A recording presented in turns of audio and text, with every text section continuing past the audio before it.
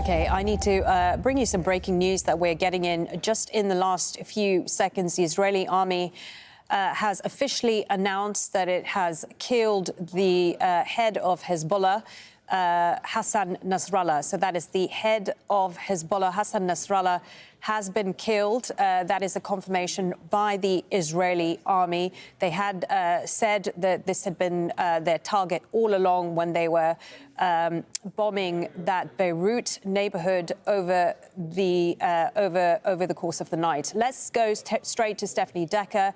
She's in Jordan's capital, Amman, because the Israeli government has banned Al Jazeera from reporting inside Israel. So, Steph, I'm not sure if you have any more information than I do, but yeah, this confirmation now coming from Israel's military that Hezbollah's chief, Hassan Nasallah, has indeed been killed. I have the statement. I will just read some parts out of it to you. As you mentioned, it says the army eliminated, this is their words, the leader, Hassan Nasallah of Hezbollah. Yesterday, the army killed the leader of the terrorist organization, the Israeli words, and one of its founders. The army also killed Ali Karaki, the commander of the southern front of the organization, and a number of other Hezbollah leaders.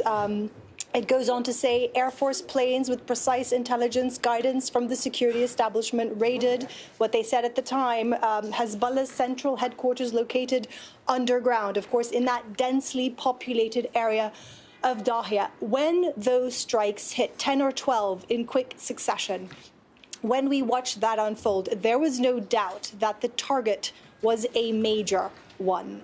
Soon after, we had leaks from the Israelis that Hassan Nasallah, the Secretary General of Hezbollah, in charge of the group for 32 years, had been there at the time. We still haven't had any official word, we have to say, from Hezbollah, but this just in from the Israeli army that they have managed to kill the Secretary General of Hezbollah, Hassan Nasallah.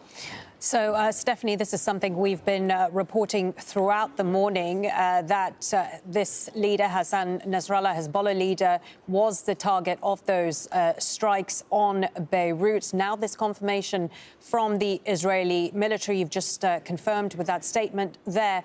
I think at this point it's worth talking a little bit about who exactly he is. So, yeah, the leader of Lebanon's militant Shia Islamist Hezbollah movement. He's not been seen in public, has he, for years because of fears of being assassinated.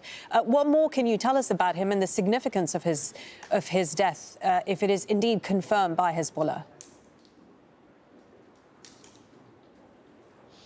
Hassan Nasallah is a larger-than-life figure when it comes to the politics in the Middle East. He is the figurehead, Iran's linchpin, if you will. He really created Hezbollah into the organized, fighting, disciplined force that it is today. He came to power, to the helm of the group 32 years ago when the former Secretary General was assassinated by Israel. And I think that is an interesting point also to show you that these groups don't just disappear with the assassination of senior figureheads. Of course, it is clear Hezbollah has undergone a massive hit when it comes to Israel's war on them over the last couple of weeks. But going back to Hassan Nasallah, he is a man, I remember being in Beirut and covering the protests in 2019, when he spoke over speakerphones, because he hasn't appeared in public for years, as you say, due to security concerns, because, Israel wanting to assassinate him, again, is not new. But Lebanon would stop.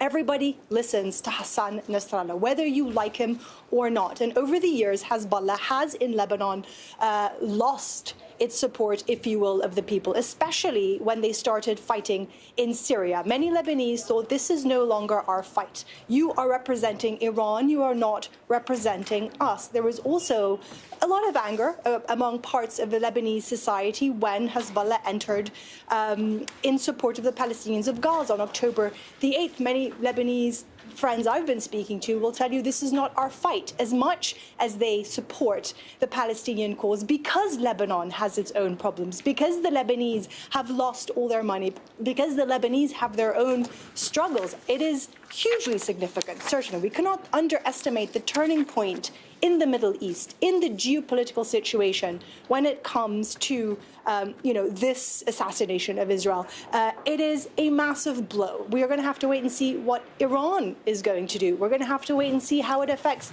the internal situation in Lebanon. There is so much to this, certainly. But, just to recap, the Israeli military, not Hezbollah at the moment, the Israeli military confirming it has killed the Secretary General of Hezbollah, Hassan Nasallah, along with various other senior members of the group.